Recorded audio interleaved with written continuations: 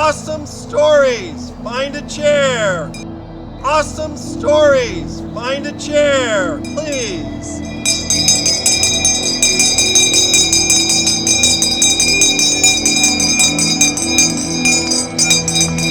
Three minutes.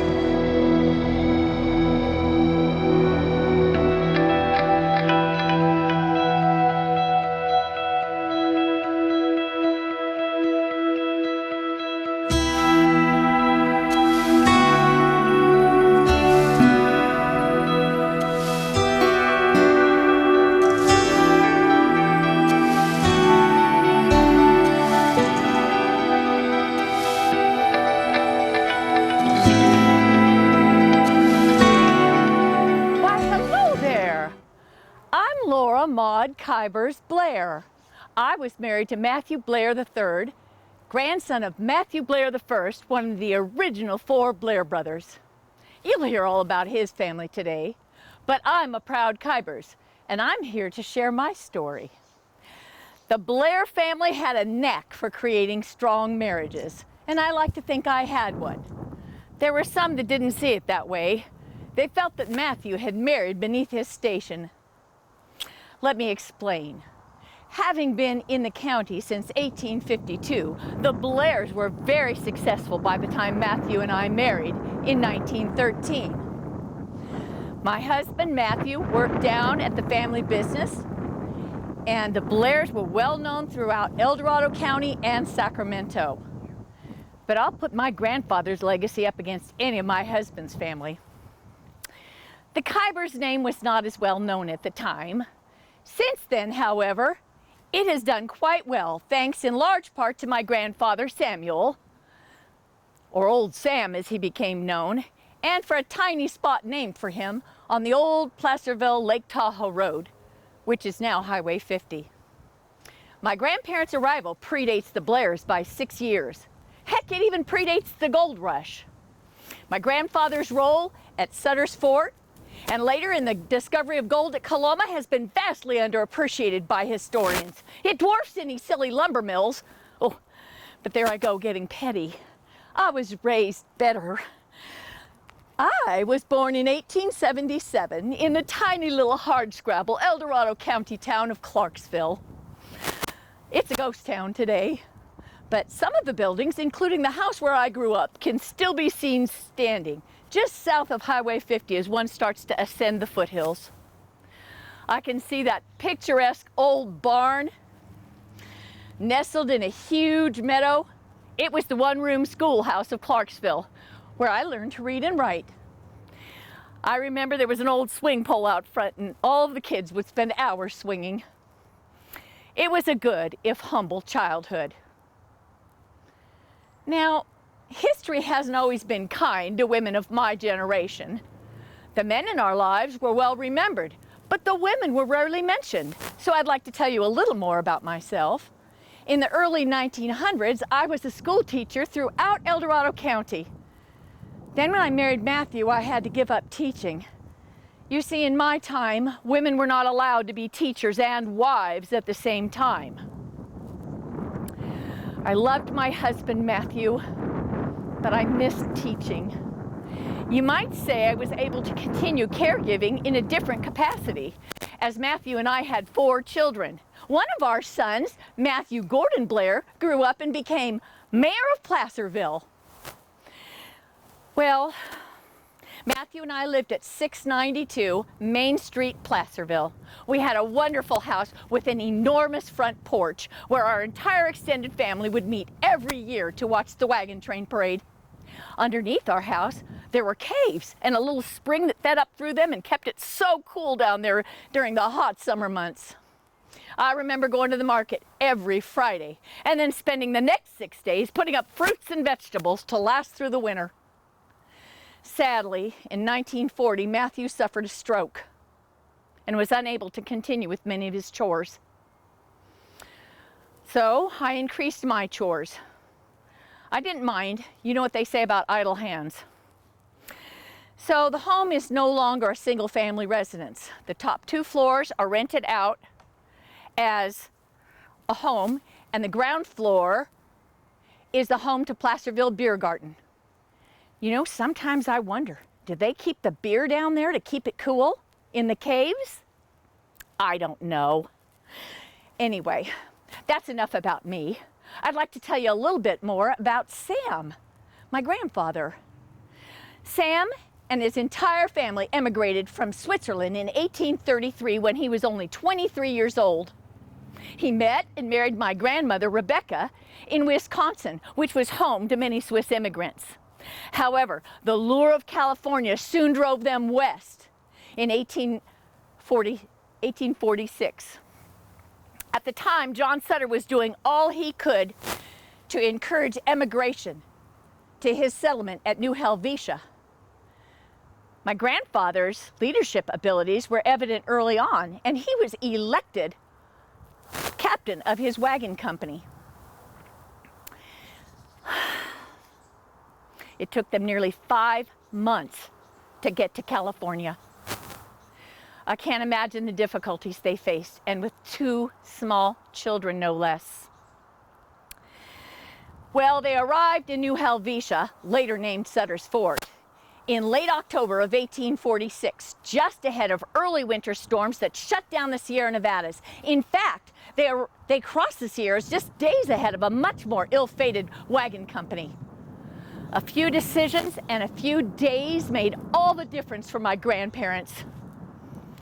Years later, the routes they chose would become well-worn by thousands of gold-seeking immigrants. But in 1846, old Sam, the Donners, and a few other early pioneers were still trying to find the best routes. And that's what got the Donners into trouble. They made one too many bad decisions, paid the price. Well, Sam and Rebecca arrive in New Helvetia and are warmly welcomed by Mr. Sutter. He was delighted to greet a hardy fellow countryman like Sam to the fort, and immediately hired him to help run the place.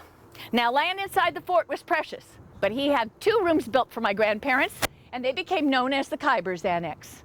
The annex lives on today as the curator's office at Sutter's Fort. Whatever you may have heard of Mr. Sutter, his intentions and his actions have been the subject of much scrutiny in recent years. His treatment of Native Americans, and especially young women, has been roundly condemned. But he was good to my grandparents, and they were good to him. Here's why. Historians have pointed out that in addition to his transgressions, or perhaps because of them, Sutter was ill-equipped to manage an operation as complex as Sutter's Fort. And that's where Sam and Rebecca come in. Sutter realized early on the value of having competent, reliable, trustworthy countrymen like Sam on his staff. Sam quickly became indispensable to Sutter. Rebecca took over the kitchen and began cooking for all the workers. Now, here's an important family story I grew up hearing. As with all stories here today, it begins with a lumber mill. Yes, Mr. Sutter wanted to grow the fort in early 1847, but there were no lumber mills. And so he decided to build one. He needed a spot where rough-cut timber could be sent fairly easily downstream to Sacramento. And so he sent several parties to scout the region. The logical candidates were located upstream on one of the major tributaries of the Sacramento River. James Marshall, who was to build the mill, favored property he owned on Butte Creek.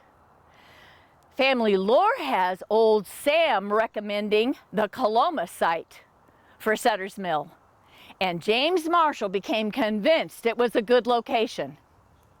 Lumber was plentiful and could be floated fairly easily downstream. It's recorded that Marshall was in the region 2 years ahead of my grandfather, and that he'd already been scouting for mill locations.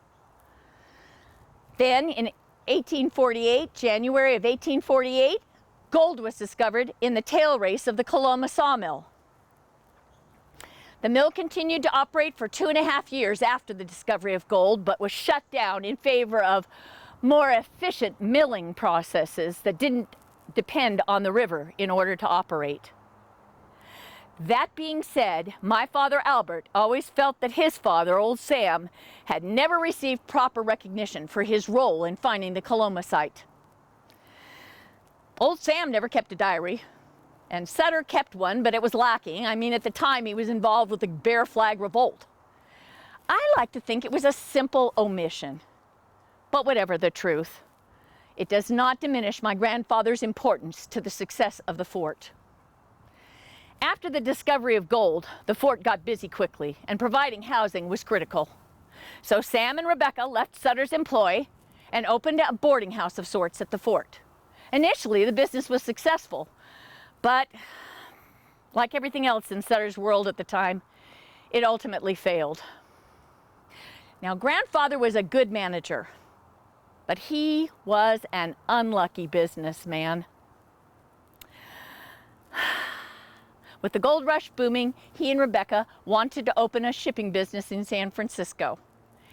They decided to bring coffee and fruit up from Mexico and Central America. An excellent idea, except the boat they bought sank along with their fortune. So back they went to Sacramento. My father, Albert Burroughs Kyburz, was born in 1852 at Sutter's home in what is now Yuba City. They must have felt it was a safer place than the fort in the post-gold rush madness, but their bad luck was not over yet. Later that year, they suffered a flood and lost everything again. That's when they came to El Dorado County to escape the frequent floods of Sacramento. They found work as caretakers at an inn in the small community of White Rock near Clarksville, where they began to scrimp and save once more. The area was full of Swiss dairymen who seemed to be prospering, so old Sam thought he'd try his hand at dairy farming and acquired 160 acres. My grandmother, Rebecca, was tired of the isolation of country living and demanded a move to town. So they bought a home in Clarksville, and they spent the rest of their lives there.